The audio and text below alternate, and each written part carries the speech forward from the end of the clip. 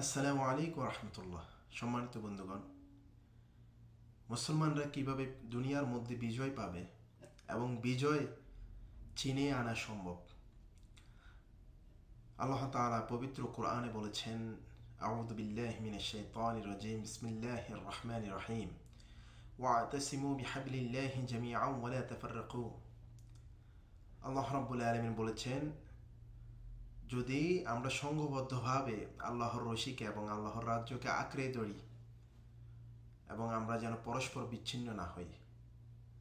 আল্লাহ রাব্বুল আলামিন আমরা যদি সংঘবদ্ধভাবে আল্লাহর রশিকে, রাজ্যকে, কোরআন এবং হাদিসকে আমরা যদি সংঘবদ্ধভাবে আঁকড়ে ধরে রাখতে পারি, তাহলে আমাদের বিজয় আসবে ইনশাআল্লাহ।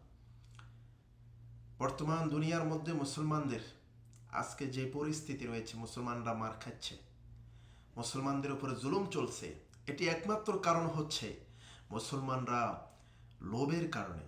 মুসলমানরা টাকা পয়সা, নারী, দুনিয়ার প্রেম মুসলমানদের অন্তরে বেশি।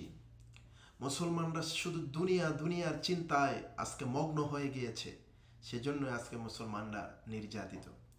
আবারও যদি মুসলমানরা খালিদ বিন ওয়ালিদের মতো যদি ঈমানকে মজবুত করে আল্লাহর জমিন, আল্লাহর দিন প্রতিষ্ঠার লক্ষ্যে কাজ করে, আল্লাহ তাআলা আগামী দিনের পৃথিবী মুসলমানদের হাতে দিয়ে দিবেন।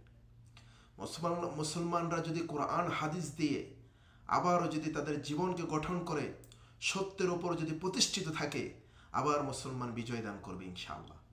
আজকে যে ফিলিস্তিনের অবস্থা, ইসরায়েল ফিলিস্তিনের যুদ্ধ আজকে অনেক বছর ধরে, আজকে জানেন ৭৫ বছরের উপরে ইসরায়েল ফিলিস্তিনের যুদ্ধ চলতেছে, কিন্তু মুসলমানরা বিজয় পাচ্ছে না।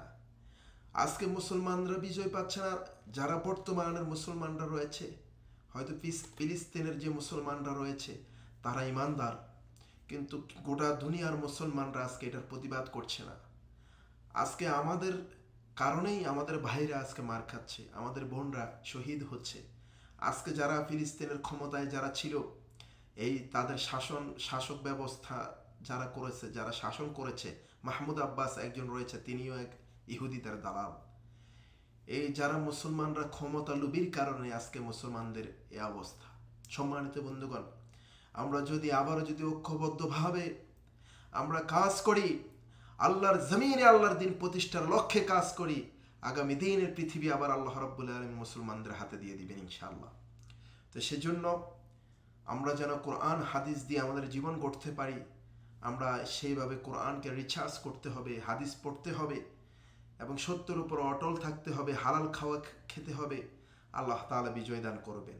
আরেকটি মূল কারণ হচ্ছে, আমরা যদি সকল মুসলমান ঐক্যবদ্ধভাবে, সকল ভেদাভেদ ভুলে গিয়ে যদি আমরা ঐক্যবদ্ধভাবে কাজ করতে পারি, আগামীর পৃথিবী আল্লাহ তাআলা মুসলমানদেরকে দান করবেন। সেজন্য আমাদেরকে প্রস্তুতি গ্রহণ করতে হবে। আগামীর পৃথিবীকে বিজয় করার জন্য আবারও ইসলাম প্রতিষ্ঠা যেন হয়, সেই লক্ষ্যে কাজ করতে হবে। আল্লাহ তাআলা আমাদের সকলকে কবুল করুক। আমিন। আসসালামু আলাইকুম রহমতুল্লাহ।